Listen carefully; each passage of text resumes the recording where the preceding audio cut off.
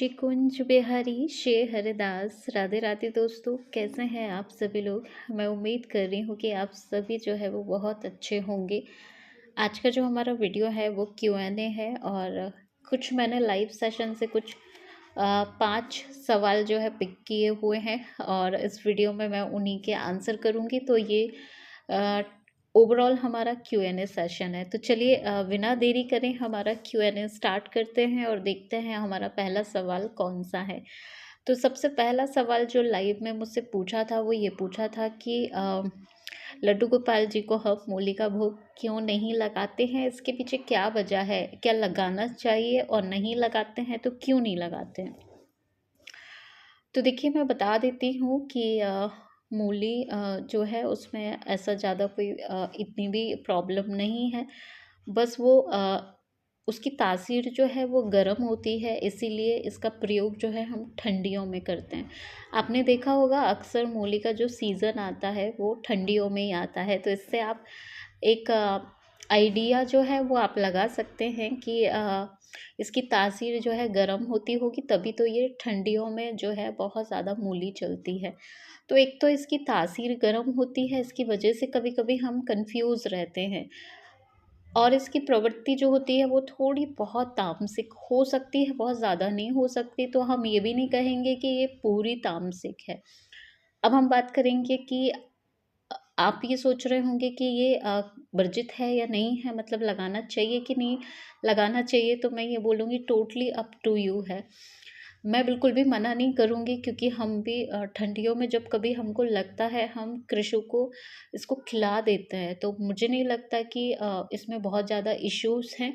और किस शास्त्र में मनाही है अभी मुझे कंफर्म नहीं है, आगे कभी कंफर्म होगा तो फिर डेफिनेटली हम उस टॉपिक पे भी बात करेंगे। इसके बाद जो है आप अ, इसके आप ये पूछ रहे थे कि क्यों नहीं लगाना चाहिए, तो मैं कुछ इसके कारण बता देती हूँ।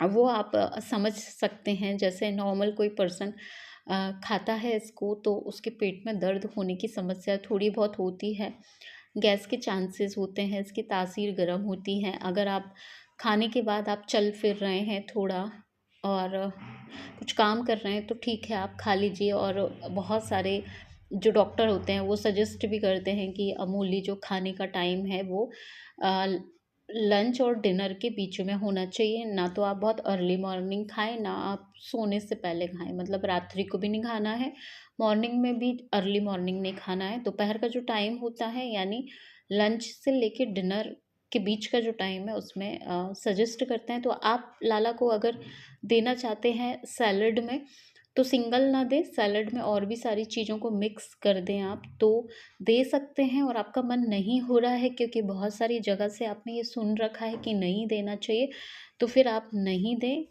इतना कुछ नहीं है। लेकिन अगर थोड़ा भी मन कर रहा है दे दें तो थोड़ा बहुत दे सकते हैं, इसमें इतना प्रॉब्लम नहीं है। तो एक वर्ड में हम कहें कि आप क्लियरली पूछना चाहते हैं कि देना चाहिए कि नहीं देना चाहिए, तो मैं बिल्कुल भी ये कहूँगी कि ये आपका मन है तो आप दे दीजिएगा और नहीं है तो बिल्कुल मत दीजिएगा। और मैंने अभी ऐसा कहीं सुना नहीं है बहुत ज़्यादा कि नहीं देना चाहिए। कुछ कारण थे क्यों नहीं देना चाहिए, तो वो मैंने आप लोगों को बता दिए हैं। इसके बाद हमारे Q&A सेशन का जो नेक्स्ट क्वेश्चन है वो ये है कि क्या हम एक से ज़्यादा कंठी माला धारण कर सकते हैं। तो हाँ, आप एक से ज़्यादा कंठी माला धारण कर सकते हैं। मैंने बहुत सारे वैष्णव हरि वैष्णव जनों को देखा है, वो एक साथ बहुत सारी कंठी माला धारण करते हैं। मैंने बहुत ऑब्जर्व किया है और पर्टिकुलर मुझे कहीं सुनने को तो बहुत नहीं मिला है। लेकिन हमारा जो ऑब्जर्वेशन होता है, हमारे आसपास के जो हरि वैष्णव जन होते हैं उनको जब हम देखते हैं, गुरुजनों को देखते हैं कि उनके कंठ में एक कंठी माला के अलावा भी और कंठी माला होती हैं, तो फिर हम इसको सही समझ सकते हैं, क्योंकि गुरुजन हमारा मार्गदर्शन करते हैं। और जब कहने का मतलब ये है कि आप एक से ज़्यादा कंठी माला जो है धारण कर सकते हैं। इसके बाद हमारा जो नेक्स्ट सवाल है वो ये है कि तुलसी और रुद्राक्ष जो है एक साथ पहन सकते हैं कि नहीं पहन सकते। तो इसका भी मैंने आंसर जो है बिल्कुल फाइंड किया है, तुलसी और रुद्राक्ष एक साथ पहन सकते हैं। अभी इसके बाद आपसे कोई मना करे तो आप बता सकते हैं कि हमारे गुरुजन आज्ञा करते हैं कि आप तुलसी और रुद्राक्ष को एक साथ पहन सकते हैं, क्योंकि हरि और हर वो वैसे भी एक दूसरे के बिना रहते नहीं हैं। तो इस चीज़ में आप लोगों को ऐसा लगता है, पता नहीं क्यों लगता है कि नहीं पहनना चाहिए एक साथ, वो गलत है। एक साथ पहने ही जाते हैं। और आप किसी भी गुरुजन से जब भी कभी आप उनके दर्शनों मिलें तो आप ज़रूर डेफ़िनेटली उनसे पूछिएगा। तो वो आपको आंसर करेंगे, और वो आंसर जो मिलेगा आपको वो यही रहेगा कि हाँ, हम पहन सकते हैं, एक साथ ही पहन सकते हैं और पहनना भी चाहिए। इसके बाद हमारा जो नेक्स्ट सवाल है वो ये है कि कार्तिक मास में तुलसी पत्र जो है, क्या उसको हम खा सकते हैं या पूरा 1 मंथ जो है इसका मना ही रहता है? तो देखिए, ऐसा कहीं पे भी मैंने पढ़ने और सुनने में मुझे नहीं आया है कि तुलसी पत्र नहीं खाना चाहिए, क्योंकि सालिग्राम जी को जो ऑफ़र होती है तुलसी, वो हम डेली ही खाने का बताते हैं हमारे गुरुजन।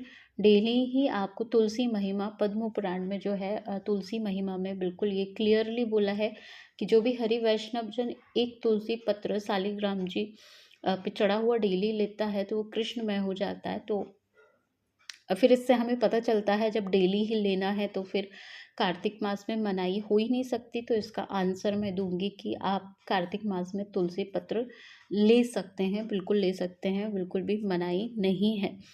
तो दोस्तों, मैंने कुछ सवाल लिए थे, बहुत थोड़े सवाल थे, लेकिन आप लोग लाइव सेशन में ऐसे ही पूछते रहेंगे तो हमारा जो है Q&A भी आता ही रहेगा।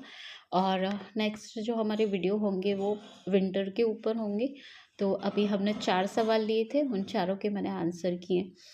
तो मैं उम्मीद कर रही हूँ कि आपको जो है वीडियो पसंद आया होगा, पूरा Q&A सेशन पसंद आया होगा। आपका कोई सवाल हो तो प्लीज़ कमेंट में आप पूछ सकते हैं, और हमारा जो नेक्स्ट Q&A होगा उसमें मैं आपका सवाल ज़रूर ऐड ऑन करूँगी। तो हम मिलेंगे अब लल्ला के नेक्स्ट वीडियो में। तब तक सबको शिकुंज।